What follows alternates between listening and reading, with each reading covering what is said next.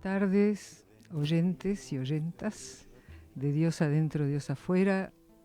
Aquí Ana Hachimovic, otra vez el gusto de encontrarnos en este espacio de tiempo, en el éter, diríamos antes, las ondas del éter, no sé, hoy tendríamos que decir los bytes de información, se me ocurre.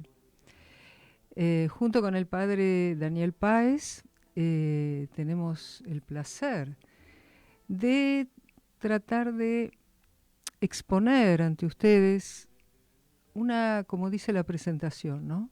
Una filosofía sagrada, la filosofía sagrada de los místicos de todas las tradiciones, de todas las religiones y de todas las espiritualidades. Porque los fundadores de las religiones siempre nos están diciendo lo mismo, con distintas palabras, por supuesto, por distintas culturas y distintas épocas.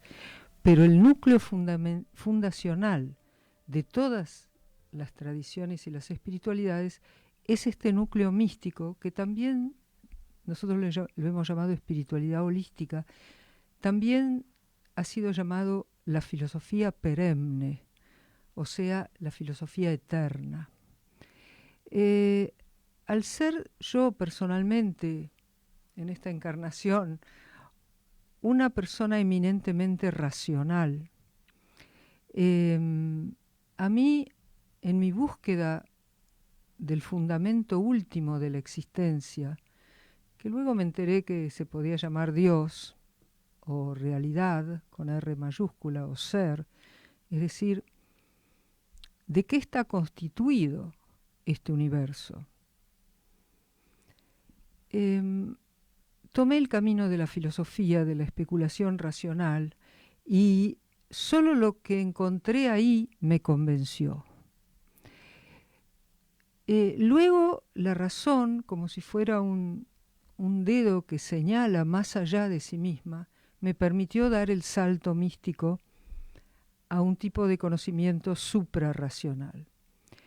Pero como el camino que me llevó ahí es racional, es utilizando la facultad de la razón, es filosofía, lo que en Occidente llamamos filosofía, y en la India se lo llama Jnana Yoga, el yoga del conocimiento.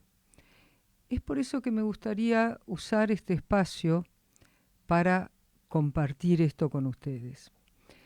Hay una imagen del sol que es muy común a todos los cultores de la filosofía perenne.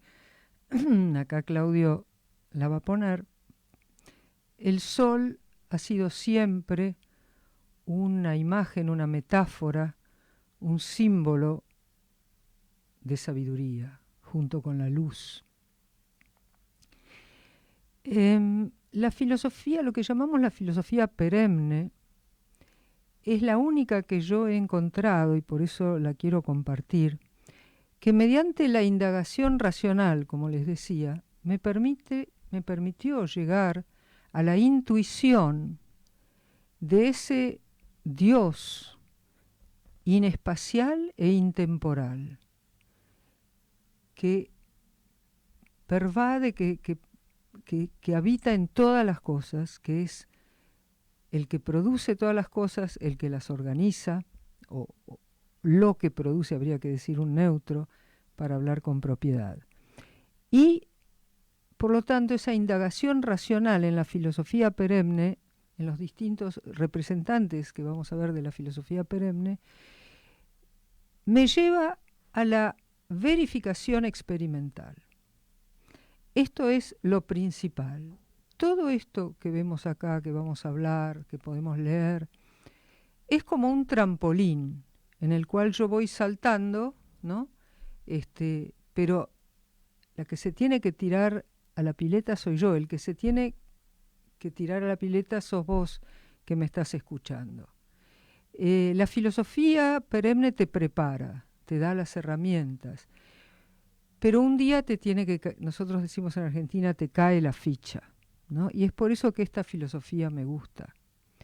El término de filosofía perenne lo digamos, lo hizo famoso un pensador alemán del siglo XVII, Leibniz,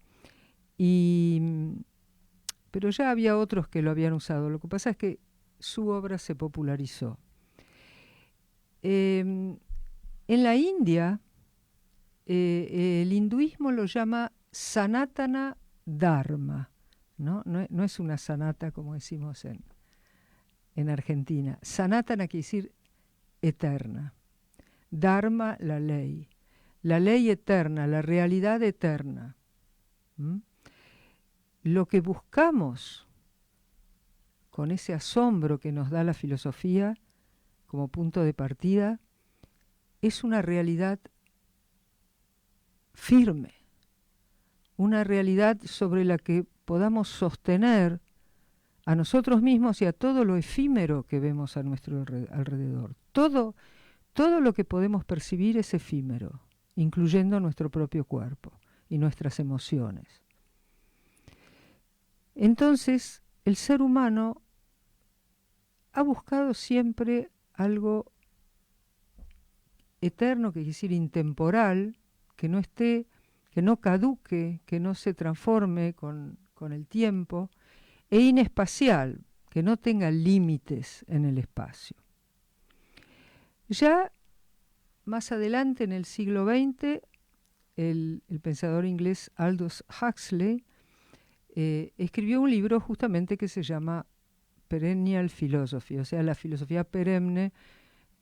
Algunos lo traducen como la filosofía eterna, donde él ha hecho una investigación muy profunda de distintos enunciados de personas de todas las tradiciones enunciando esta verdad absoluta. Porque lo digo sabiendo que esto lo puedo afirmar acá y no en la ciencia. Cuando hago ciencia o cuando hago conocimiento común, no puedo decir que hay verdades absolutas. Pero acá, en metafísica, en mística, no solo las hay, o la hay, sino que es comprobable, vivenciable, inespacial e intemporal, y es más, es lo único que vale. En este ámbito de la mística, la metafísica y la filosofía sagrada, no podemos tener verdades relativas, no nos sirven. Verdades relativas tenemos por todos lados. Acá buscamos algo sólido. Y yendo en ese camino, les quiero contar que los jueves, este jueves 24 a las 9 de la noche, hora argentina, vamos a reunirnos en un taller, el grupo de reflexión, para analizar justamente estos autores de la filosofía perenne. Vamos a empezar con los precursores, Anaxágoras, Platón, y la idea es hacer un taller.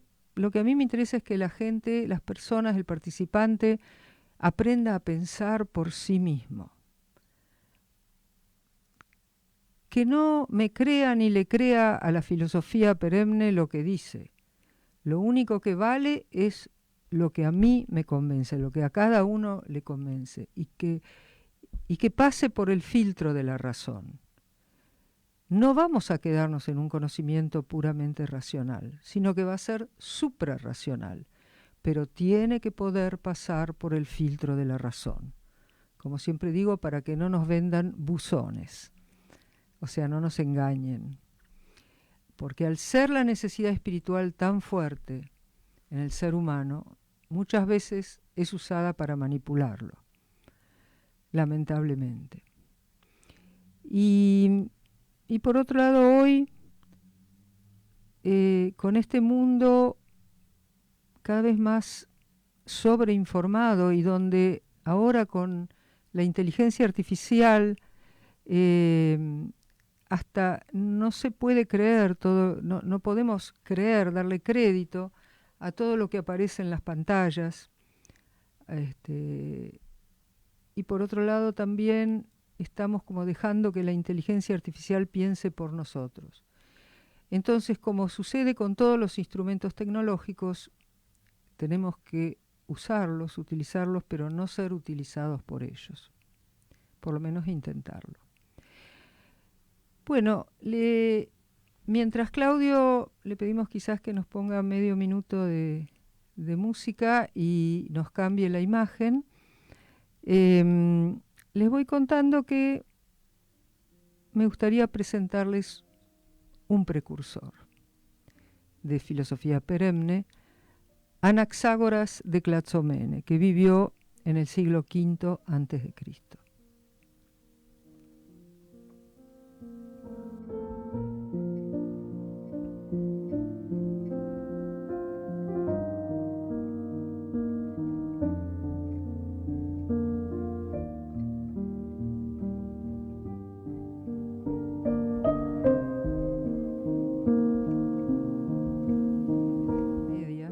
Es posterior, pero vamos a ver por qué tiene esa eclipse de sol atrás.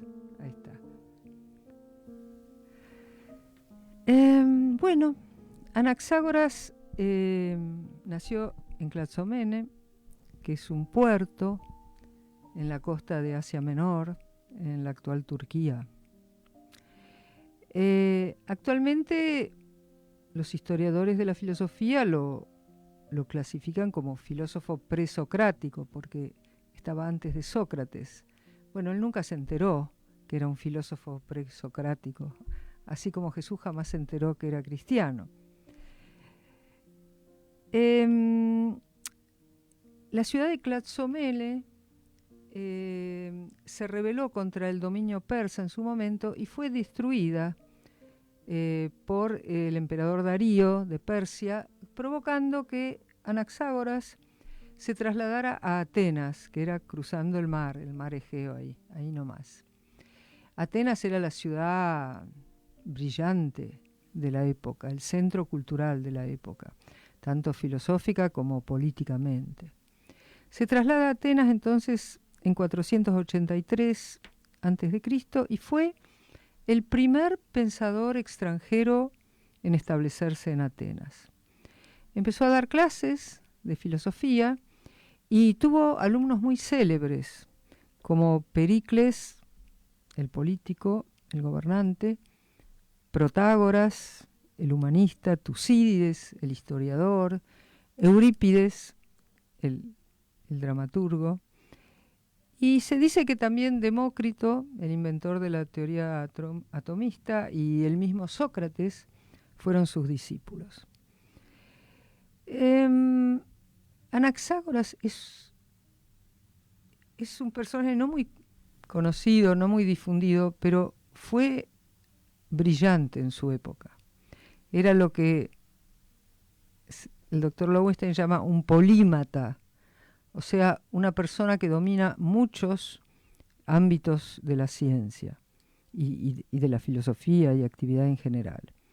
Enseñó en Atenas durante unos 30 años y tuvo que exiliarse porque se atrevió a sugerir que el sol no era una divinidad, sino que era una masa de hierro candente. Y otra afirmación que hizo es que la luna era una roca que procedía de la tierra y que reflejaba la luz del sol.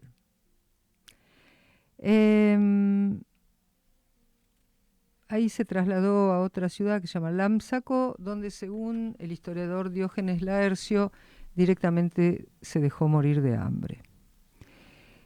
Era un científico, investigó la naturaleza, estudiando sorpresivamente, ¿no?, asombrosamente, las eclipses, y fue el primero, por lo menos en Occidente, en dar la explicación correcta.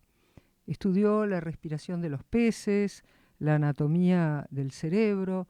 O sea, todo esto se los digo porque cuando veamos más su filosofía es importante destacar que no hay colisión, no hay conflicto entre la ciencia y la espiritualidad, o la ciencia y la filosofía. Justamente en nuestro sitio, diosadentro.com.ar, el doctor Lowenstein y yo tenemos un apartado que justamente trata temas de ciencia y espiritualidad.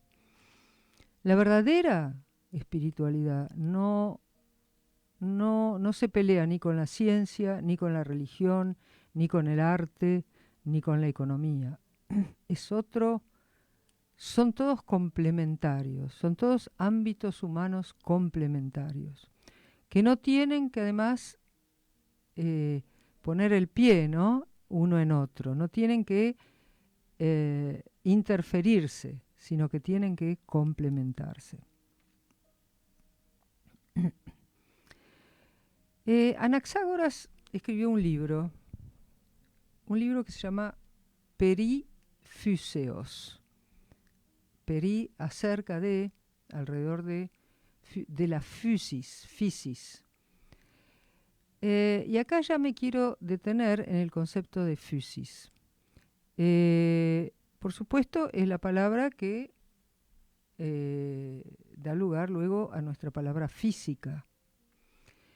Yo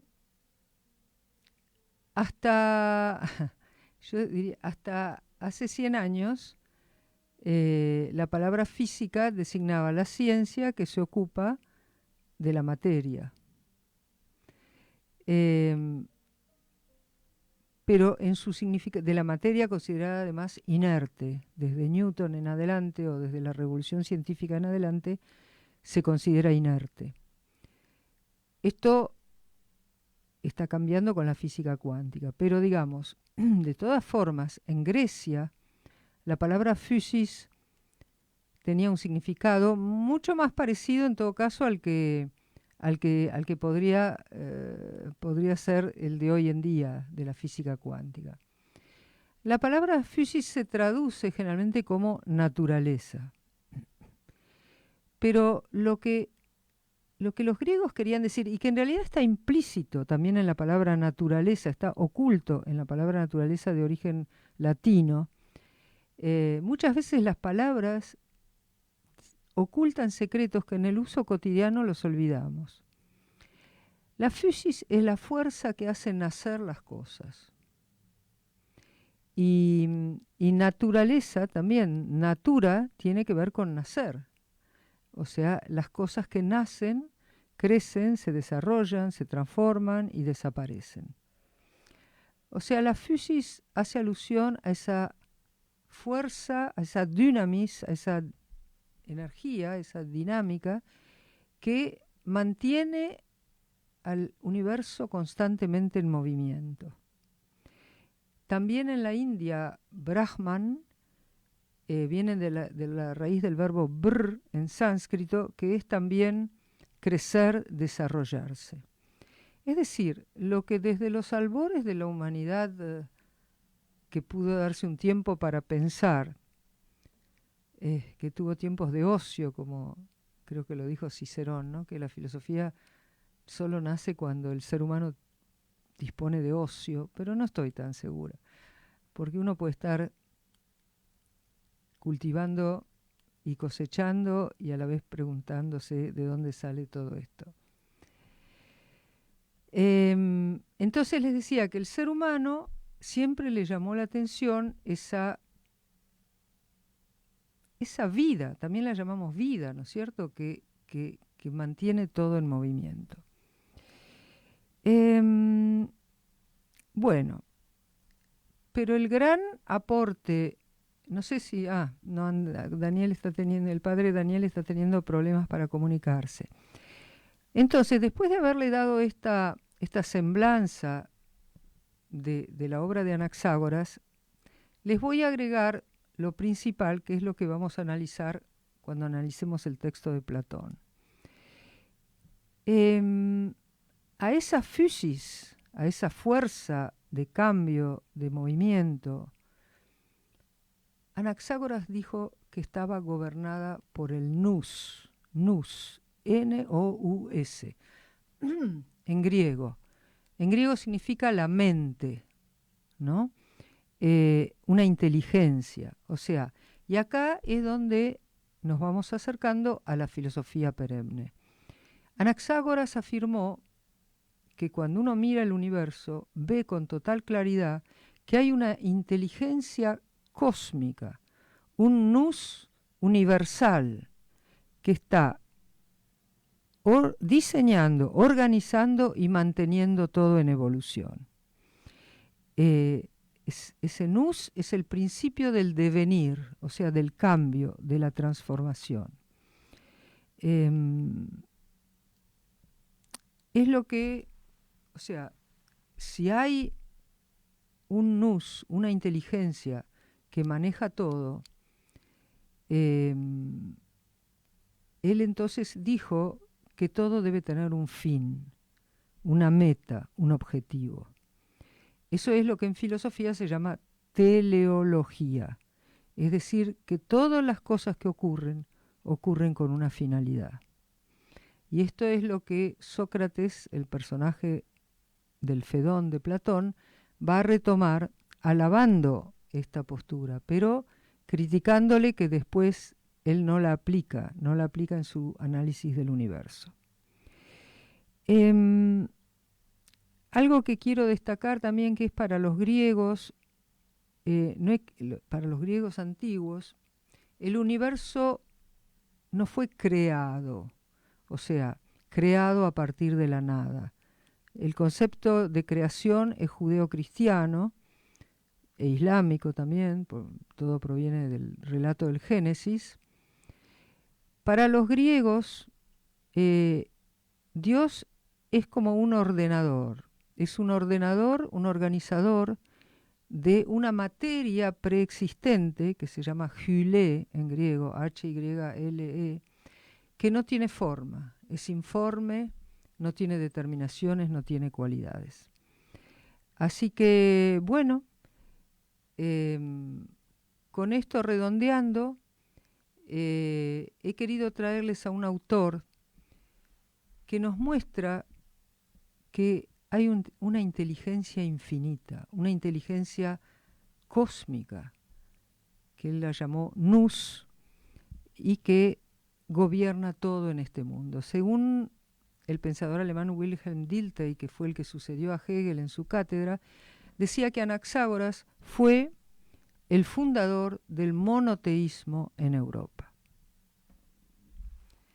Bueno, Daniel solo se ve que se puede comunicar solo en espíritu, así que me voy a despedir. Les agradezco haber escuchado, les agradezco tomar esta filosofía que me lleva hacia una religión, la religión sin religión, digo yo, la religión de Dios adentro, Dios afuera. Anaxágoras.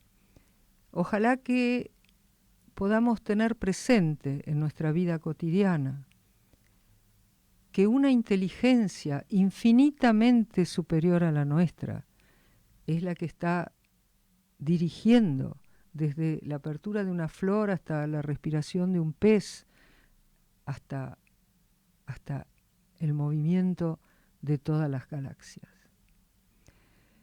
Les mando un abrazo gigante. Los espero el jueves en el Zoom a las 21 horas.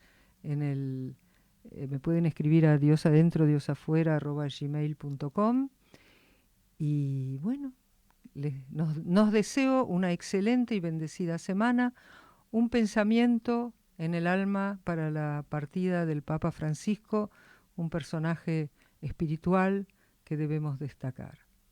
Paz y luz y lluvia de bendiciones.